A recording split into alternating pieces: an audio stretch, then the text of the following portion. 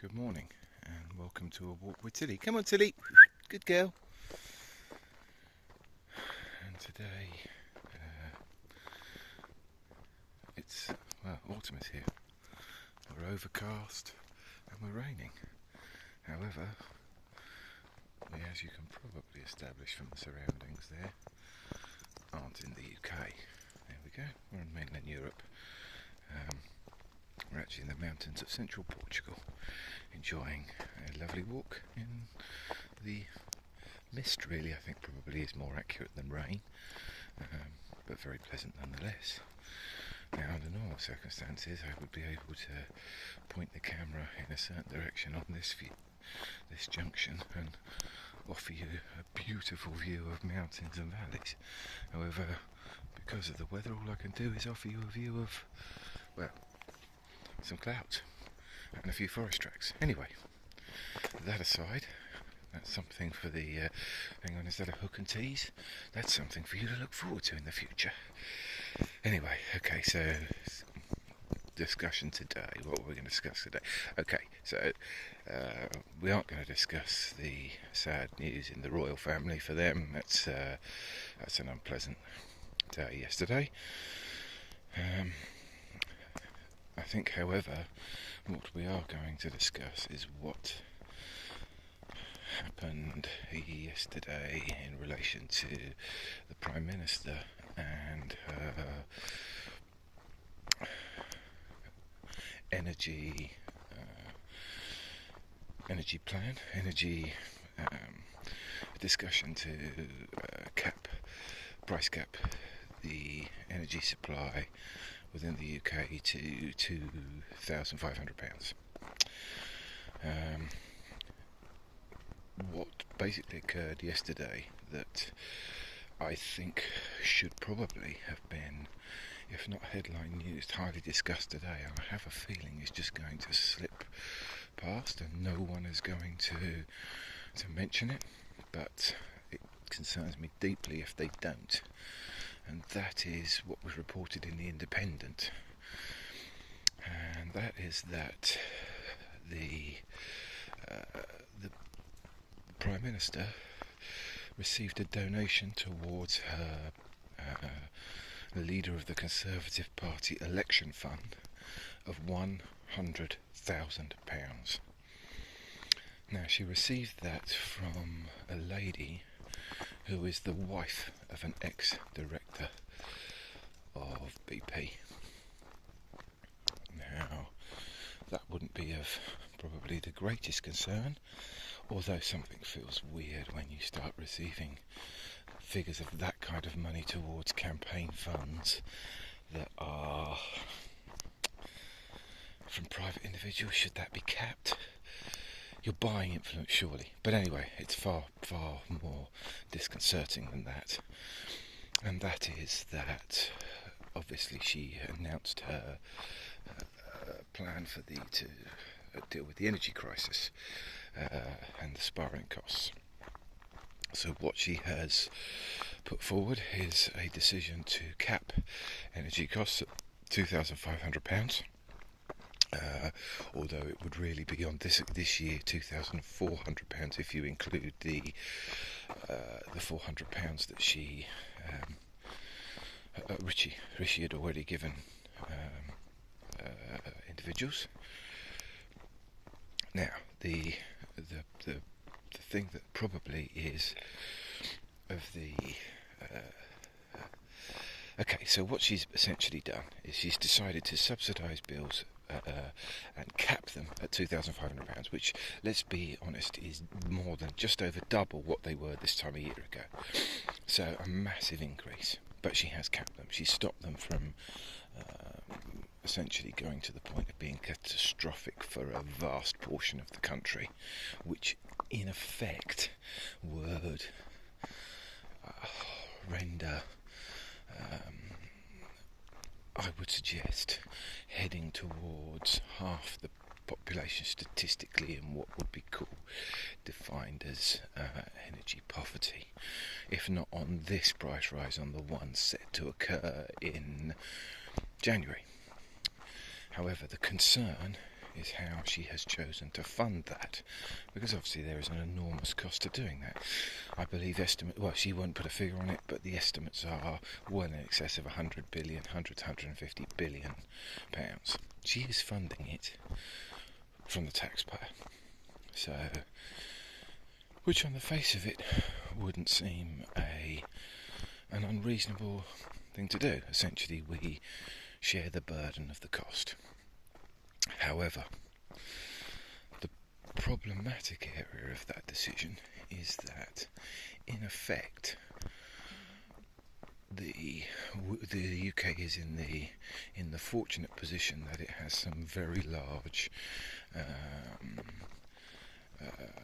energy companies, not the distribution companies, rather the production companies, the extraction companies, who have made incredible amounts of money since the conflict in Ukraine. And when I say incredible, I mean billions excess to what they would normally do, despite essentially doing nothing new, just off the fact that the energy prices have risen. The demand has remained constant, the supply has reduced by roughly 20%, therefore there's been a consummate price increase where people have scrambled to maintain their fuel supplies. What that has done is resulted in a bumper profit to those resource companies without them having to make any alterations whatsoever in what they do. They've not become more efficient, they've not expanded, they've not necessarily, well, they will have expanded in the fact that I would think they're probably working flat out to produce as much as they can at the moment. But essentially, it's no practice, it's no business practice, it's no change in staff or efficiency or productivity. It's purely down to the fact that there is a war and it's affecting energy supply. So, they have made bumper profits. Now, the estimates on that are varied, but over the likely period of the conflict continuing, it is predicted to be in excess of 100 billion. Now, that's on top of the profit they would be normally be likely to make over that period. So, one would suggest that certainly it would not be unreasonable to say that, as it is the consumer that is suffering, and we are in the fortunate position that you are receiving enormous excess profits, which effectively is price gouging on a global scale, then the country from which you are domiciled for tax purposes will deduct the vast majority of those excess profits. I personally would probably suggest leaving them some. But the vast majority is removed. So you tax those excess profits at a very significant amount, say 90%. A 90% tax rate on excess profits, not on all, on excess. So you can determine what is excess profits by balancing it against what their income was from the amount of profits they received last year on the productivity and the produce they sold. Give them the normal tax ratio on what would be the standard amount for them to have received, and then anything excess to that, the super profits, if you like, you tax at 90%.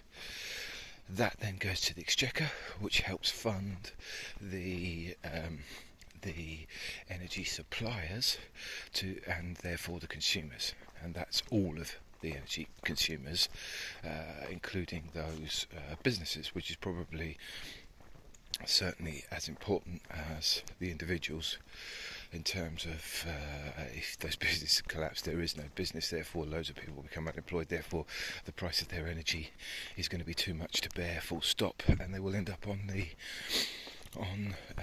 to receive welfare to So that will have an expense anyway. So basically you put in a price cap in existence that is as low as you can possibly put it, because that will keep a lid on inflation, because the massive rises in fuel costs are effectively the inflationary part of the equation, a highly inflationary part of the equation, because they affect all supply chains all the way through. And then once you have put that in place, that should have the fortunate position. Come on, good girl, let's go. Should be in a position where you then have people can afford to live. If you've eased the cost of living crisis considerably, you've eased the inflationary pressure within the supply chain, and you have funded that through effectively a windfall tax on the excess profits that the energy supply companies wouldn't be expecting anyway, and that would be a reasonable solution.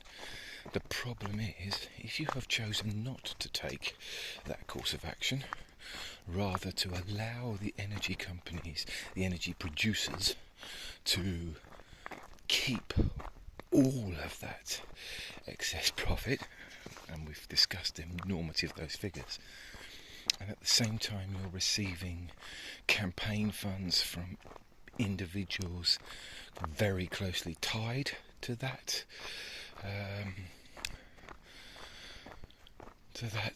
sector or industry, there is obviously a conflict of interest. Now, I don't think it's going to be discussed today. I think people are reticent in the UK to discuss the possibility of this being corruption, although I fail to understand how it could be anything else. If anyone watches that, feel free to comment if you think you can explain to me how it could be anything else. I'd be really interested to hear. I think the unfortunate death in the royal family is likely to dominate the news for the weeks to come, and the fact that she's put in a price cap will almost be buried by fortune. But it's serious. It's a serious question that he's addressing, because it sets a precedent that is both alarming and highly negative for the UK. Corruption is literally within a political system, a democratic political system. If corruption is allowed to gain a foothold, that system becomes ineffectual rapidly. So anyway, that's my thoughts so far today. I will add to them later in the day. Have a good day.